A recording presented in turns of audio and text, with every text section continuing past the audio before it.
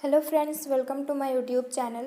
जैसे कि हम लोग झारखंड बीएड एंट्रांस एग्ज़ाम के लिए टीचिंग एप्टीट्यूड के सीरीज़ को स्टार्ट किए थे, उनमें से ये क्लास नंबर 18 है। इससे पहले हम लोग 17 क्लासेस कर चुके हैं। अभी तक आप लोगों ने अगर इन क्लासेस को नहीं किए हैं तो आप चैनल पर विजिट कीजिए, प्लेलिस्ट मिल जाएगा, नंबरिंग वाइज वहाँ पर है।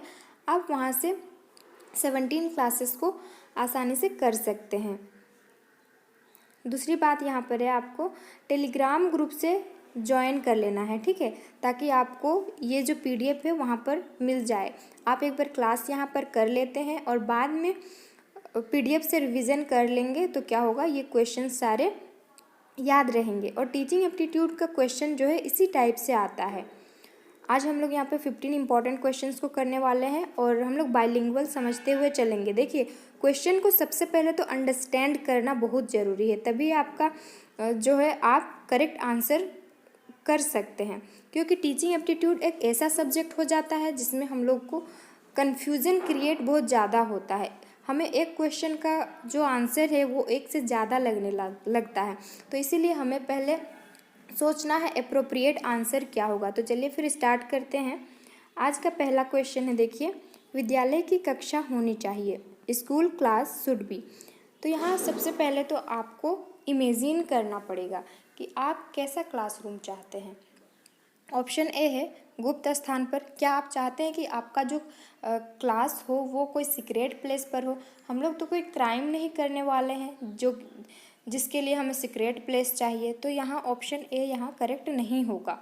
ऑप्शन बी है रोशनीदार व हवादार हो। हाँ, लाइट प्रॉपर आनी चाहिए क्लासरूम में और एयरी भी हो, यानी कि हवादार भी हो। ऑप्शन सी और डी को देख लेते हैं। खुले आसमान के नीचे। देखिए, आप खुले आसमान के नीचे अपना क्लास रहेगा तो आप कभी धूप पड़ेगी, कभी गर्मी, सर्दी, ठंडी, तो इससे आप जो है पढ़ नहीं पाएंगे। तो ऑप्शन सी भी यहाँ पर रॉन्ग हो जाएगा। और ऑप्शन डी है पेड़ के नीचे। पेड़ के नीचे भी हम नहीं पढ़ सकते हैं। तो इसका अप्रोप्रिएट आंसर जो होगा ऑप्शन बी होगा, रोशनीदार व हवादार करेक्ट आंसर होगा। सेकंड नंबर क्वेश्चन देखते हैं। देखिए, यहाँ पर आंसर भी मेंशन है ताकि आप बाद में रिवीजन करें ना तो आपको प्रॉब्लम ना हो। आप यहाँ से आंसर देख सकते हैं। सेकंड नंबर क्वेश्चन देखिए, कमरे की भौतिक बनावट और आकार कैसा होना चाहिए? What should be the physical structure and size of the room. Physical structure यानी कि भौतिक बनावट और आकार यानी कि साइज, ठीक है, आकार यहाँ पर साइज कैसा होना चाहिए एक क्लासरूम का। ऑप्शन ए है अत्यधिक बड़ा होना चाहिए। ऑप्शन बी है अत्यधिक छोटा होना चाहिए। ऑप्शन सी है सामान्य आकार का। और ऑप्शन डी है बच्चों की संख्या के अनुरूप, according to the number of children.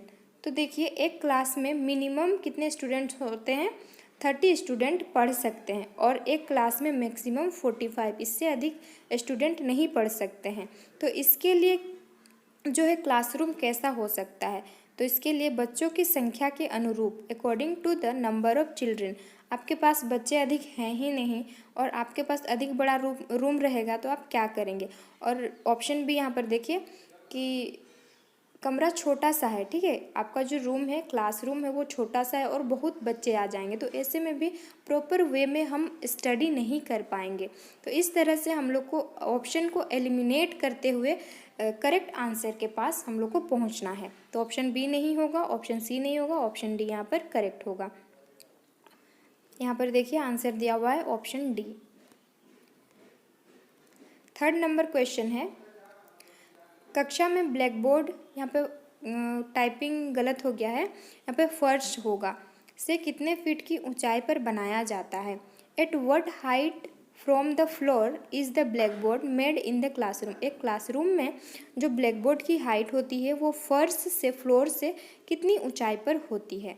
तो देखिए, ऑप्शन ए है 4 फीट, सॉरी, ऑप्शन ए है 2 फीट, 4 फीट, 6 फीट और 8 फीट।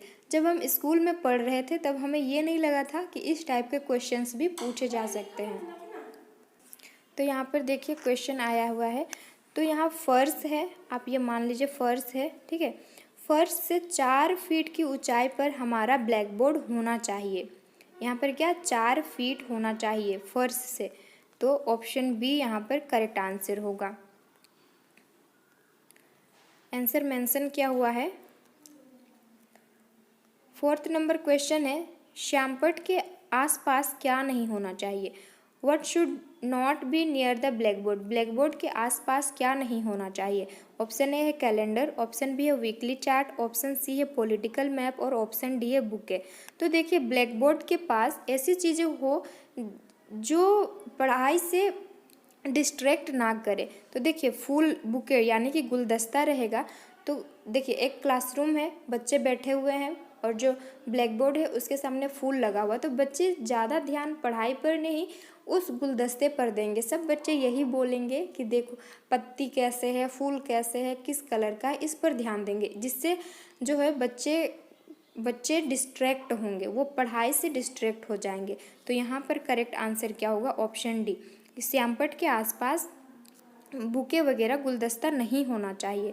आप कैलेंडर रख सकते हैं डेट देखने के लिए, डे देखने के लिए, पॉलिटिकल मैप, इन सब चीज़ों को रख सकते हैं, इससे बच्चे सीखते हैं। और बुके वगैरह गुलदस्ता से बच्चे कुछ नहीं सीखेंगे, बस उनका माइंड डिस्ट्रैक्ट होगा और कुछ नहीं। तो इस तरह से हम लोग को आंसर देना है, ऑप्शन डी करेक्ट आंसर होगा। 5वां नंबर क्वेश्चन है, यहाँ देखिए, शिक्षा तभी सार्थक होगी जब, शिक्षा सार्थक कब होगी? जब पाठ्यक्रम केंद्रित हो, छात्र केंद्रित हो, रोजगार केंद्रित हो और समाज केंद्रित हो। तो देखिए ये जो है एजुकेशन चाइल्ड सेंटर्ड होना चाहिए। मैं आपको टीचिंग एप्टीट्यूड के 2 क्लासेस ली हूँ, जिसमें मीनिंग ऑफ टीचिंग एप्टीट्यूड के बारे में क्लास ली हूँ, जिसमें हैंड रिटन नोट्स के साथ में बाइलिंगुअल समझाई हूँ, और एक क्लास है, आप उनको देख लीजिएगा। तो इन क्लासेस को भी कर लीजिएगा ताकि आपको हेल्प हो सके। तो ऑप्शन बी यहाँ पर देखिए करेक्ट आंसर होगा। नेक्स्ट हम लोग चलिए देखते हैं क्वेश्चन नंबर 6 को। क्वेश्चन नंबर 6 यहाँ पर देखिए, शिक्षण के समस्याओं को हल करने का दायित्व किसका है? जो टीचिंग में जितनी भी प्रॉब्लम्स आती है उनको सॉल्व करने का, हल करने का दायित्व किसका है? ऑप्शन है प्रधानाचार्य, शिक्षक, सरकार, शिक्षाविदों का। तो यहाँ पर करेक्ट आंसर होगा ऑप्शन बी, जो कि शिक्षकों का है।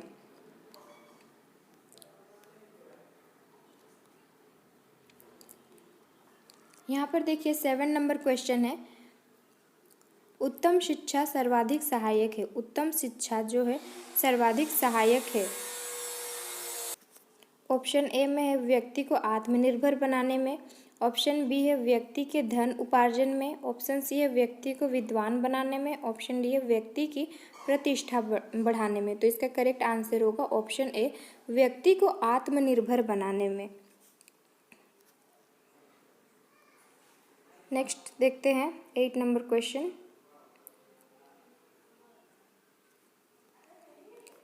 मान लीजिए कि आप अपने क्षेत्र में सबसे अधिक पढ़े लिखे हैं, आप सर्वाधिक बल देंगे। देखिए आप जो भी आपका एरिया है वहाँ पर सबसे अधिक पढ़े लिखे हैं, तो आप किस पर सर्वाधिक बल देंगे? शिक्षा के मूलभूत सिद्धांतों के प्रचार प्रसार पर, ऑप्शन बी है अधिक से अधिक लोगों को शिक्षा प्राप्त करने के लिए प्रेरित करेंगे, ऑप्शन सी है क्षेत्र के विभिन्न आयामों का शोध करने पर, और ऑप्शन डी है शिक्षा के महत्व पर संगोष्ठी आयोजित करने पर, यानी कि सेमिनार आप आयोजित करेंगे।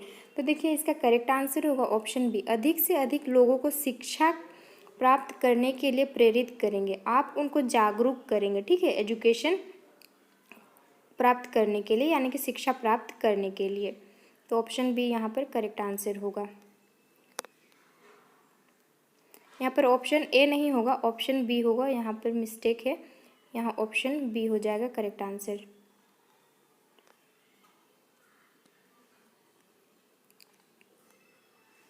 नाइन नंबर क्वेश्चन है, शिक्षा में शिक्षित बेरोजगारी का प्रमुख कारण क्या हो सकता है? भारत में, ठीक है, भारत में शिक्षित बेरोजगारी का प्रमुख कारण क्या हो सकता है?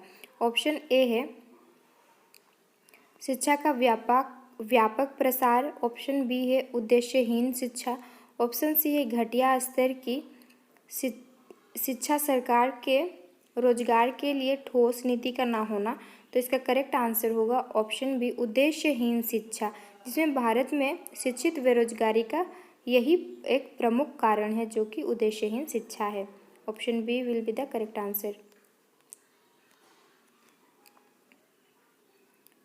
10 नंबर क्वेश्चन है, भय और दंड का प्रभाव बच्चों को अनुशासनहीन बना सकता है। इस कथन से आप देखिए, भय जो डरते हैं और दंड का प्रभाव, आप उनको दंड कभी नहीं देंगे। टीचिंग एप्टीट्यूड में कभी भी दंड वगैरह शब्द आएगा तो आप पॉजिटिव वे में इसका आंसर देंगे, ठीक है। तो यहाँ पर उससे रिलेटेड तो नहीं है, लेकिन मैं आपको यहाँ पर बता दी।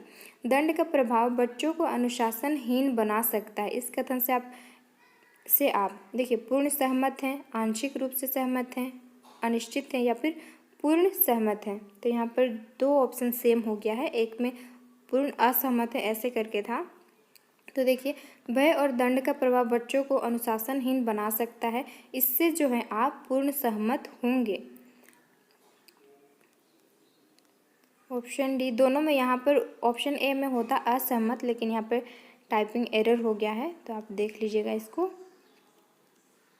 11 नंबर क्वेश्चन है, आप विद्यालय में छात्रों में सहयोग की भावना विकसित करने के लिए क्या करेंगे? ऑप्शन ए है, इससे संबंधित उदाहरण प्रस्तुत करेंगे। ऑप्शन बी है, विद्यालय में पाठ्य सहगामी क्रियाओं का आयोजन करेंगे। ऑप्शन सी है, मिलजुल कर कार्य करने के महत्व बताएंगे। और ऑप्शन डी है, ऑप्शन डी यहाँ पर देखिए, सभी शिक्षक मिलजुल कर कार्य करेंगे। तो आप विद्यालय में छात्रों की सहयोग की भावना विकसित करने के लिए आप क्या करेंगे? विद्यालय में पाठ्य सहगामी क्रियाओं का आयोजन करेंगे। ऑप्शन बी यहाँ पर करेक्ट आंसर होगा। 12 नंबर क्वेश्चन है, कक्षा में शिक्षक की भूमिका होनी चाहिए। क्लासरूम में टीचर की भूमिका क्या होती है? एक लोकतांत्रिक नेता की, बी है एक तानाशाह की, सी है एक निर्देशक की, ऑप्शन डी है उपरोक्त में से कोई नहीं। तो देखिए, शिक्षक क्लासरूम में एक लीडर के रूप में कार्य करता है ना। तो यहाँ पर एक लोकतांत्रिक नेता की होना चाहिए, इसका करेक्ट आंसर होगा। और एक क्वेश्चन ऐसे भी पूछा जाता है कि जो क्लासरूम में कौन क्लासरूम में जो है इंडिपेंडेंट वेरिएबल होता है, यानी कि अआश्रित चर, ठीक है, स्वतंत्र चर कौन होता है? तो उसमें भी शिक्षक होते हैं। ये क्वेश्चन पूछा जा सकता है, आप इसको ध्यान दीजिएगा। और एक बार मैं क्वेश्चन यहाँ बता दे रही हूँ कि क्लासरूम में कौन जो है स्वतंत्र चर होता है, यानी कि इंडिपेंडेंट वेरिएबल होता है, ये होते हैं टीचर। और जो डिपेंडेंट वेरिएबल होते हैं वो स्टूडेंट होते हैं, वो डिपेंड होते हैं टीचर पर, वो जो पढ़ाएगा स्टूडेंट्स को पढ़ना पड़ेगा ही। ऐसे हम लोग को समझते हुए चलना है, बाइलिंगुअल में समझेंगे तभी हम लोग सही आंसर तक पहुंच पाएंगे। क्वेश्चन नंबर 13, जिस विधि में पहले उदाहरण बाद में नियम बताया जाए वह है। देखिए, पहले उदाहरण दिया जाता है, फिर बाद में क्या किया जाता है? नियम को बताया जाता है। तो वो कौन सी विधि होगी? समस्या समाधान, आगमन विधि, निगमन विधि, इनमें से कोई नहीं। तो इसका करेक्ट आंसर होगा ऑप्शन बी, आगमन विधि होगा। नेक्स्ट क्वेश्चन को देखते हैं। क्वेश्चन नंबर 14, गणित किट निर्मित करने वाली संस्था का नाम क्या है ना, मतलब नाम पूछा गया है यहाँ पर। ऑप्शन ए, राजस्थान राज्य शैक्षिक अनुसंधान एवं प्रशिक्षण संस्थान उदयपुर। ऑप्शन बी यहाँ पर डाइट होगा, डाइट लिखा गया है लेकिन डाइट होगा। ऑप्शन सी है काजरी जोधपुर और ऑप्शन डी है NCERT दिल्ली। तो इसका करेक्ट आंसर होगा ऑप्शन ए, राजस्थान राज्य शैक्षिक अनुसंधान एवं प्रशिक्षण संस्थान उदयपुर होगा। लास्ट क्वेश्चन को देखते हैं। 15 नंबर क्वेश्चन है, यदि आप चाहते हैं कि अधिकृत प्रभावशाली हो तो सार्थक लक्ष्य का होना आवश्यक है। ऑप्शन ए है पाठ्यक्रम उद्देश्यों के संदर्भ में, ऑप्शन बी है बौद्धिक विचारों के संदर्भ में, और यहाँ ऑप्शन सी है छात्र के उद्देश्य एवं आवश्यकता के संदर्भ में, और ऑप्शन डी है शिक्षक की योजनाओं के संदर्भ में। तो देखिए, 15 नंबर क्वेश्चन का करेक्ट आंसर होगा ऑप्शन सी, जो कि छात्र के उद्देश्य, स्टूडेंट्स के नीड और ऑब्जेक्टिव्स के संदर्भ में, ठीक है। तो ऑप्शन सी यहाँ पर करेक्ट आंसर होगा। तो आज हम लोगों ने 15 इंपॉर्टेंट क्वेश्चंस को किए हैं। हम लोग यहाँ पर कोशिश करेंगे कि अधिक से अधिक क्वेश्चंस को अटेम्प्ट कर पाएँ, और ऐसे ही टीचिंग एप्टीट्यूड में क्वेश्चंस पूछे जाते हैं। तो देखिए, आप इस PDF को डाउनलोड कर लीजिएगा टेलीग्राम ग्रुप से, मैं वहाँ पर अपलोड कर दूँगी अभी क्लास के बाद में।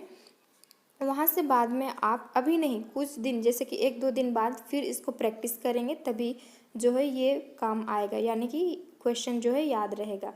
तो आप यहाँ टेलीग्राम में सर्च भी कर सकते हैं, अपना लिखेंगे A कैपिटल में और N भी कैपिटल में, उसके बाद नोटबुक जो चैनल का नाम है यही आप लिखेंगे, साथ में लिखेंगे, ठीक है। यहाँ पर